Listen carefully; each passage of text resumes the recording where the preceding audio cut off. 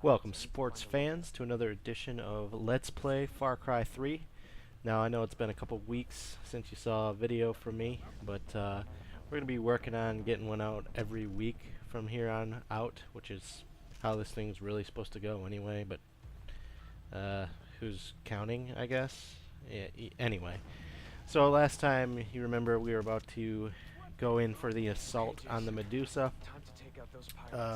This is more of a stealth mission, so you see here I'm taking some pictures.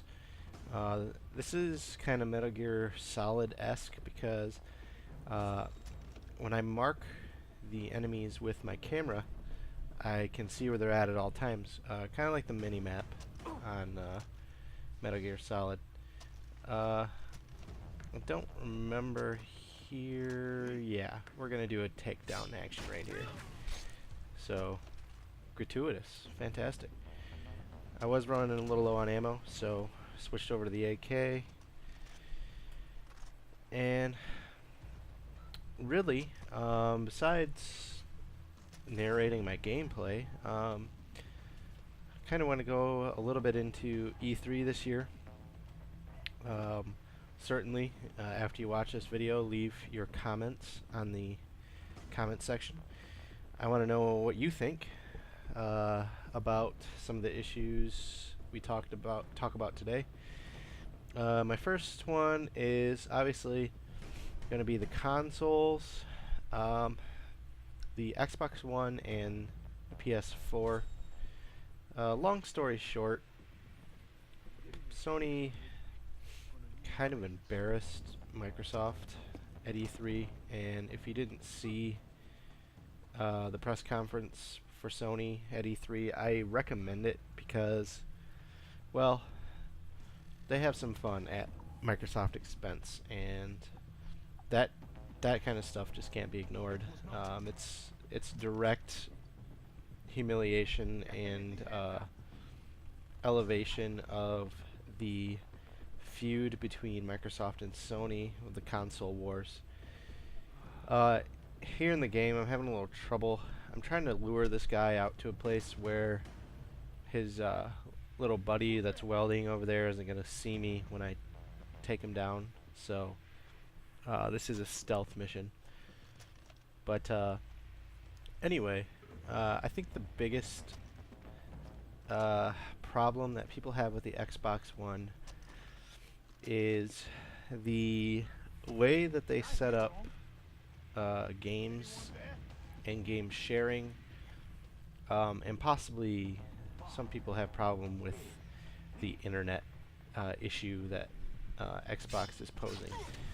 And I'll tell you my biggest issue is, in fact, the sharing and buying of used games. As of right now, if you haven't heard, the Xbox One is going to require that you register a game on your Xbox.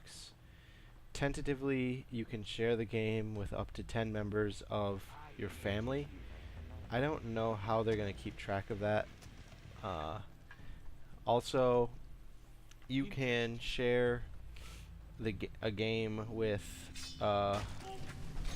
well, basically sharing being letting them play your copy of the game after about 30 days. So it just, I don't know. It just makes me think that Microsoft is just getting a little greedy, and they don't want people to buy used games. They've made used games available, but you have to buy them from certified retailers who are going to be able to relicense the digital rights on the disc somehow. Not really a big fan of that.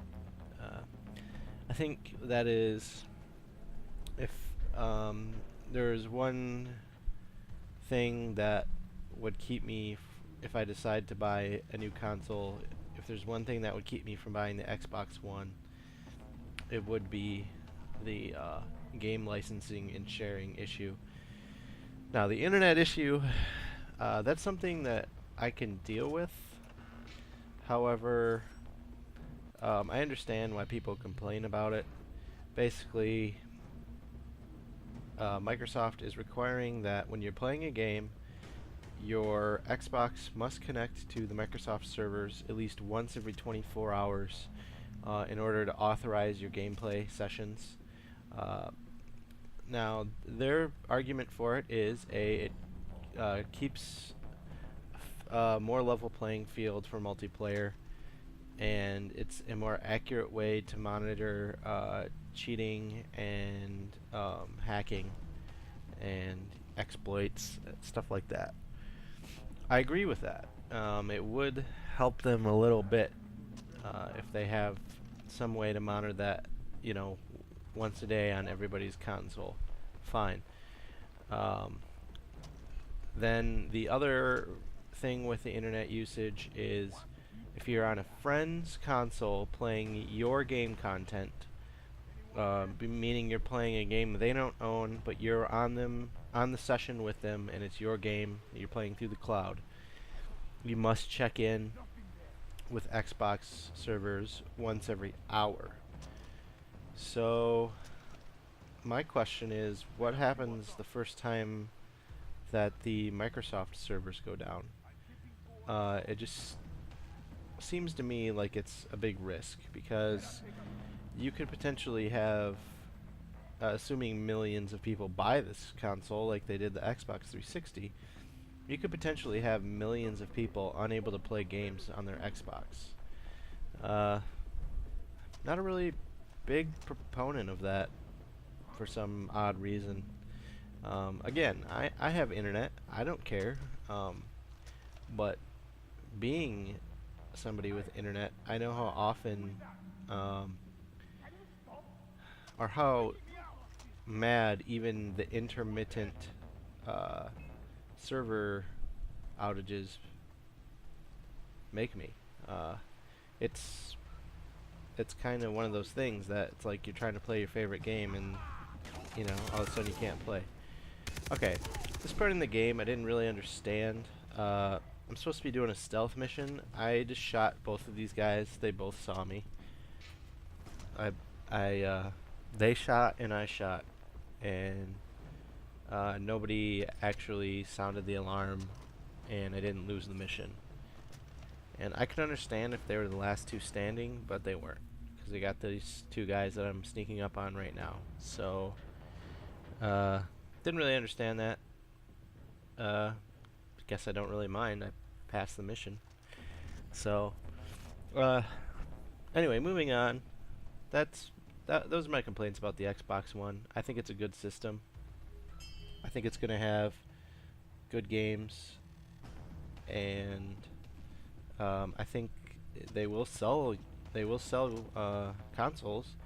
But moving on to the PS4, I think the PS4 is going to do a little better. Number one thing with PS4 is there's actually no requirement for an online connection. So it's just like your PlayStation 3 or your Xbox right now. If you're not connected to the internet, you can just pop a game disc in and you're good to go to play single player. Also, the big quote-unquote ownage part of Sony's presentation was their video about how to share games on the PlayStation 4, which had the Japanese leader of the PlayStation division and also the American president of PlayStation demonstrating how to share games with one another. Essentially, all they did was hand the game off to one another and make some snide comment about, you know, this is how we share games. If you haven't seen it, I'll post a link in the comments section. And if you have seen it, watch it again, because you'll laugh again. It was just funny hearing them kind of make that sarcastic video, and it was right at right at Microsoft. No doubt in my mind. The third thing um, that might make a decision for you, Xbox One and PS4 have a $100 difference in price. So Xbox One is starting at $499 for the base model, which is the unit, the gaming console unit, and the Xbox One Connect 2.0, and also a single controller. And then they're also going to have some other bundles at the $550 and the $600 mark as of right now. Also, Sony has debuted their system at $399. However, here's where the price does not bother me. PlayStation is charging, I think it's $65 for their camera, which is basically, it's the PlayStation Eye 2.0. So, you know what? That doesn't really bother me, because the $40 difference between what the Kinect is and what the PlayStation Eye is, okay, fine. So that's my little synopsis on that. A lot of exciting games coming out for all systems. You got Halo 5, Assassin's Creed 4. Actually, The Last of Us comes out today on PS3. That wasn't on E3, but it was. I think that is going to be one of the best games on PlayStation 3 in quite a while. So now here I've disabled I've kind of eavesdropped on their radio conversation. I found out that they still have my friends. They're going to ransom them off to my parents, and they're still going to sell them on the black market. So I tripped an alarm on the Medusa, so that's where you see all those guys rushing in. So that was one of the more fun combat scenes that I've come across so far. I'm going to wander around on the ship a little bit here, and then I'm going to kind of take off to take a look at the next mission.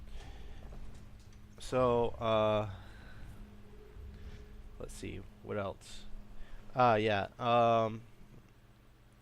Titanfall is a new game coming out. It's kind of a hybrid game. It's going to be kind of your first-person shooter, but it's also going to have a heavy mech mechanic to it. So kind of that Mech Warrior. It's going to be a little more stripped down, I think, than Mech Warrior, but you know, you're still going to have a large part of the game being vehicles. And don't hate me, but I think the new Call of Duty Ghosts looks interesting. It does look different, but who knows? You know, they could make the same game over again, essentially, and just try to make it look all shiny, polishing a turd, as it were. And then Battlefield 4. EA's done wonders with Battlefield since Battlefield 2, in my opinion. And I was actually just talking to one of our other Let's Players, Krycheks, about that the other day, about how Battlefield 2, I played that all the way up until Battlefield Bad Company came out in 2009, I think, 2010. So it was a good time. If you can sabotage the weapons, it'll weaken Vas. It'll be easier to So anyway,